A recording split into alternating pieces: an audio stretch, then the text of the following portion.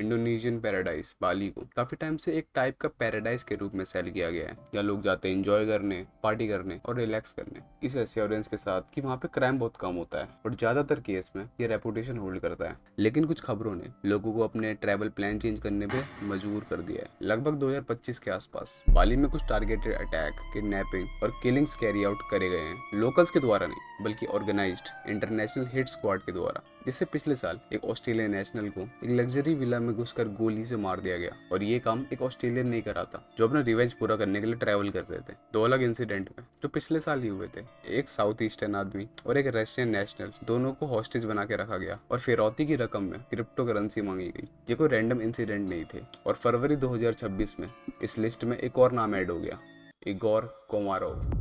28 साल का एगोर वाइडली रिपोर्ट करता है कि वो एक वेल्थी और वेल कनेक्टेड बैकग्राउंड से आता है। कुछ सोर्सेज सजेस्ट करते हैं कि वो सर्गी कमरोव का बेटा था, जो कि ईस्टर्न यूक्रेन में एक क्रिमिनल सिंडिकेट का लीडर है जो स्कैम कॉल सेंटर से लिंक्ड है। एक्सट्रीम वेल्थी बैकग्राउंड में पैदा होने के बाद एगोर लग्जरी लाइफस्टाइल की आदत डाल चुका था और उसमें लग्जरी हॉलीडेज भी इंक्लूड थे। इसलिए फरवरी 2026 में वो और उसकी गर्लफ्रेंड ईवा मिशेंकी वो अपनी डेली लाइफ से परेशान होकर स्केप करके बाली ट्रैवल कर गए। ईवा एक इन्फ्लुएंसर थी जिसका कंटेंट फैशन, ब्यूटी और अपनी लाइफस्टाइल को फ्लेक्स करने का ही था। ये गिफ्ट काफी हद तक अच्छा ही चल रहा था क्योंकि एवा ने इंस्टाग्राम पर 200 के से ज्यादा फॉलोवर गैदर कर लिए थे। वहाँ वो अपनी डेली एक्टिविटीज के अपडेट देती रहती थी अपने बॉयफ्रेंड एगोर के साथ और वहाँ पे अपनी फोटोज और वीडियोस पोस्ट करती थी रियल टाइम में, वो भी कैप्शन में जियो टैग्स के साथ। इसका मतलब ये है कि जो भी इन कपल्स पे नजर रख रहा था उसे सब पता था कि वो कहाँ पर है और क्या कर रहे हैं। वैलेंटाइन डे 2026 पर ईवा ने ये पोस्ट किया कैप्शन के साथ, after 14 February love you every day. ये फोटोज लास्ट फोटोज थी जो कपल्स के साथ लिए गए थे। एक और स्कूटर राइड कर रहा था जेवारन एरिया में अपने एक दोस्त के साथ जो उसके साथ हॉलिडे में ज्वाइन हुआ था, फेलो यूक्रेनियन यरमैक पेट्रोयस्की, जो एक इनफेमस बिजनेसमैन अलेक्जेंडर नारिक पेट्रोयस्की का बेटा है। जब वो दोनों स्कूटर राइड कर रहे थे तो उन्हें दूर से इंटरसेप्ट कर दिया गया। विटनेसेस के मुताबिक और सीसीटीवी फुटेज के हिसाब से एक टोयोटा अवेंजा और दो बाइक ने उसका रास्ता ब्लॉक कर दिया। जब वो राइड कर रहे थे उन्हें इंटरसेप्ट कर लिया गया। टोयोटा से कुछ लोग बाहर निकले, उन्होंने गोर को पकड़ा और उसे लेके चले गए।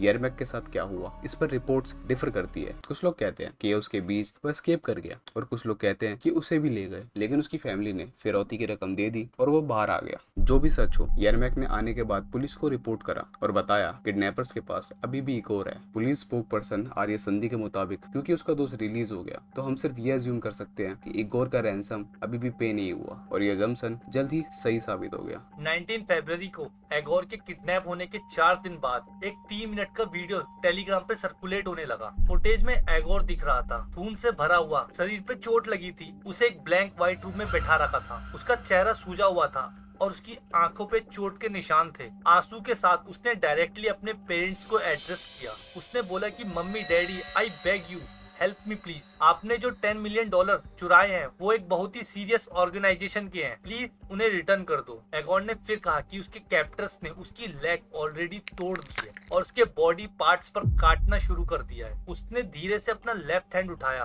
उसकी फिंगर्स की जगह उसके हाथ में एक ब्लडी रैग बंधा हुआ था और जब उसने अपनी चोटें दिखानी चालू करी तो उसने बताया कि उसे फीवर जैसा फील हो रहा है और उसने ये भी बोला कि शायद इन्फेक्शन जल्दी सेट इन हो जाए और उसे लग रहा था कि वो मरने वाला है। अगर पैसा रिटर्न कर दिया तो एगोर ने ये भी कहा कि उसे रिलीज कर दिया जाएगा और अगर नहीं दिए तो उसकी बॉडीज को कट करके उसकी फोटोज ऑनलाइन पोस्ट कर दी जाएगी। एगोर अपने मॉम डैड से भीख मांग रहा था कि प्लीज पुलिस या फिर किसी माफिया को कांटेक्ट मत करना। एगोर का कहना था कि प्लीज उन लोगों से बात करो जिन्होंने मुझे यहाँ पर होल्ड करके रखा हुआ है। एगोर का कहना था कि प्लीज मुझे घर ले आओ, चाहे इसी हालत में ले आओ जितना मेरी बॉडी में पार्ट्स बचे हैं।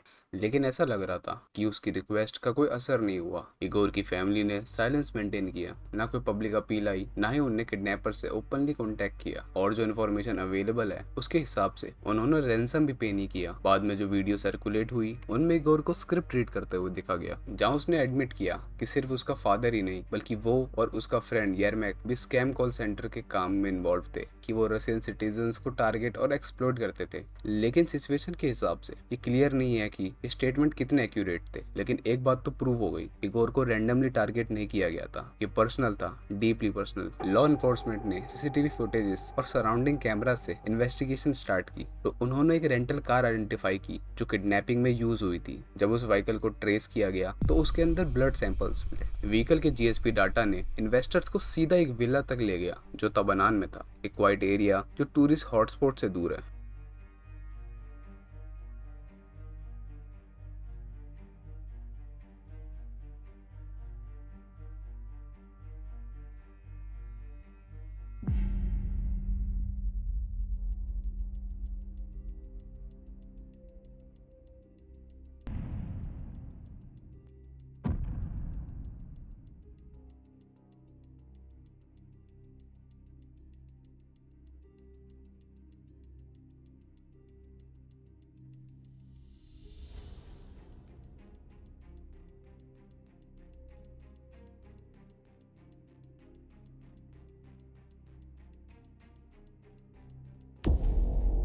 इसके बाद पुलिस ने 6 सस्पेक्ट आइडेंटिफाई किए, 3 यूक्रेनियन, 2 रशियन और 1 कजाकिस्तानी। सब एलिजेडली बाली सिर्फ एक ही पर्पज से आए थे, इगोर और यरमैक को कैप्चर करना। स्ट्रॉन्ग सस्पिशन ये भी है कि उन्होंने येवा की सोशल मीडिया पोस्ट को मॉनिटर करके उनकी एग्जैक्ट लोकेशन निकाली। 2 सस्पेक्ट अभी भी बाली में ही है जो टूरिस्ट के बीच ब्लेंड होकर हाइड हो रखे हैं। बाकी 4 फेक पासवर्ड बना के कंट्री से भाग चुके हैं। इंटरपोल ने उन सब के अगेंस्ट रेड नोटिस इशू कर दिया। अभी तक ये केस अनसॉल्व्ड है और इन्वेस्टिगेशन कंटिन्यू है। लेकिन एक चीज बिल्कुल क्लियर है, ये सब कुछ ओपन में हो रहा था क्योंकि किडनैपिंग के पहले से दिनों से युवा अपने सोशल मीडिया में डेली पोस्ट कर रही थी उनकी लोकेशन, उनका शेड्यूल, उनका लाइफस्टाइल। उस टाइम पे ये सिर्फ एक नॉर्मल हॉलिडे कंटेंट लग रहा था, लेकिन उनको पता नहीं था उनके 2 लाख फॉलोअर्स में उनकी हर एक मूवमेंट को ट्रेस कर रहा है और उनमें से कुछ के पास पर्सनल ग्रजेस भी थे। इस स्टोरी का एक सिंपल टेक अवे है कि हमें सोशल मीडिया को इतना रिलायबल नहीं समझना चाहिए कि आप तो अपनी अच्छी जिंदगी शेयर कर रहे हो पर कौन घातला आगे बैठा हुआ है। तो ये थी आज की स्टोरी। अगर आपको अच्छी लगती है तो वीडियो को लाइक करो, चैनल पे नए हो तो सब्सक्राइब करो और मिलते हैं ऐसी कंटेंट के साथ। तब तक के लिए स्टे अलर्ट।